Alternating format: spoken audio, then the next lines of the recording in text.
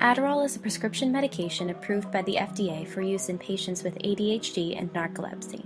The drug promotes increased ability to focus and acts as a stimulant for the central nervous system, allowing those affected with ADHD to perform better in school and in the workplace. Adderall is a mixture of 2 salts of the amphetamine stereoisomers dextroamphetamine and levoamphetamine. As an amphetamine derivative, Adderall can be both addictive and dangerous for users. Other amphetamines include methamphetamine and ecstasy, which are also highly addictive.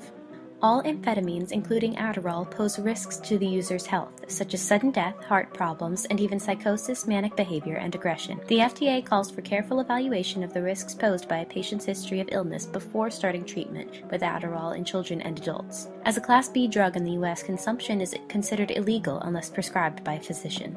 The growing epidemic of recreational use of Adderall in spite of the law is particularly concerning given its composition and potency. 13% of college students report misuse of drugs in this family in their first year, and 31% report misuse by their 4th year. Most students use the drug to enhance their academic performance and their ability to stay up late studying. Misuse of the drug, particularly if users consume other drugs or alcohol, can be disastrous. Addiction to Adderall or reduced ability to function without it is also a major concern. Amphetamines like Adderall are thought to affect monoamine levels in the central nervous system. MRI studies suggest that long-term treatment with amphetamine decreases abnormalities in brain structure and function found in subjects with ADHD, and improves function in several parts of the brain, such as the right caudate nucleus of the basal ganglia and the striatum. Adderall operates through 3 primary mechanisms to presynaptically increase the concentration of monoamines such as norepinephrine and dopamine in the synaptic cleft. The first way that amphetamines increase monoamine production is by competitively binding to TAAR1 in the presynaptic cell. TAAR1 and its homologs use 35 residues to form pockets to attach to ligands. This receptor binds to monoamines and molecules that resemble them. TAAR1 is a 7-transmembrane domain GPCR whose activation results in increased levels of CAMP through activation of adenylyl cyclase. Increased levels of CAMP lead to the increased production of monoamines to be released into the synaptic cleft. The second mechanism works through VMAT2, a single amino acid chain of 514 residues, which transports monoamines from cytosol of the presynaptic neuron to synaptic vesicles.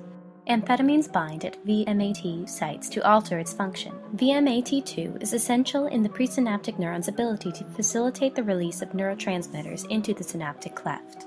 The third main mechanism by which amphetamines increase the synaptic concentration of monoamines is through the dopamine transporter DAT. DAT stops the action of dopamine by causing its reuptake back into the presynaptic neurons. The reuptake mechanism is as follows. 1 dopamine molecule or 2 sodium ions initially bind to the transporter protein, followed by binding of 1 chloride ion to the transporter. The inwardly directed sodium current provides energy for an inward movement of dopamine against its concentration gradient. Adderall is thought to cause a reversal of dopamine transport through DAT while also blocking future dopamine reuptake.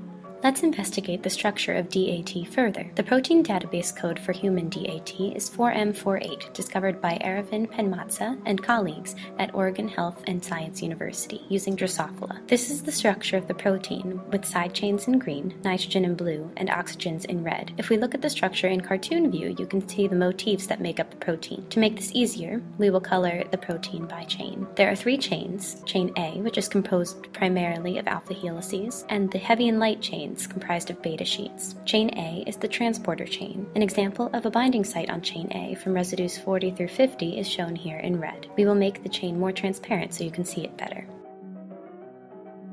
The dopamine transporter has an N-terminal tail containing 60 amino acids. Amphetamine has been shown to increase kinase activity, and N-terminal phosphorylation of DAT may play a critical role in the dopamine overload caused by amphetamines. It's hypothesized that phosphorylation of at least 1 N-terminus serine residue is necessary for amphetamine to flood the synapse with dopamine through the dopamine transporter. Amphetamines could increase the level of DAT phosphorylation. A mutation of the 5 N-terminal serines to alanines, preventing phosphorylation, inhibits the action of the transporter, indicating that amphetamine phosphorylation action may take place on these serines shown here. We hope that from this video you have learned more about the mechanisms of action by which Adderall produces its effects. In the description of this video there are links to the sources we used so you can learn more.